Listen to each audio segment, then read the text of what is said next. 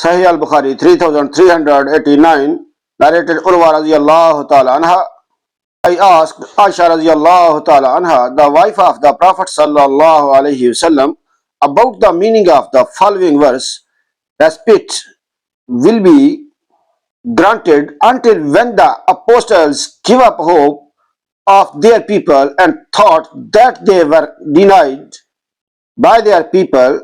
12.110. Aisha radiyallahu ta'ala anha replied, really their nations did not believe them. I said, by Allah subhanahu wa ta'ala, they were definite that their nations treated them as liars, and it was not a matter of suspecting.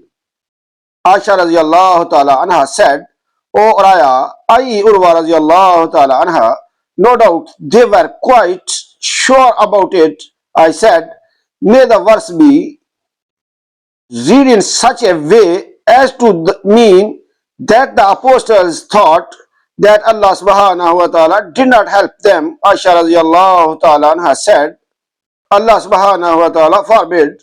Impossible, the apostles did not suspect their Lord of such a thing, but this verse is concerned with the apostles' followers who had faith in their Lord and believed in their apostles, and their period of trial was long and Allah's help was delayed till the apostles gave up hope for the conversion of the disbelievers amongst their nation and suspected that even their followers were shaken in their belief. Allah's help then came to them.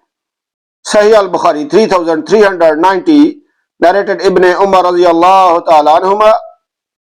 The Prophet sallallahu alayhi wasallam said, the honorable, the son of the honorable, the son of the honorable was Yusuf alayhi salam, the son of the Jaqub alayhi salam, the son of the Ishaq alayhi salam, the son of the Ibrahim alayhi salam.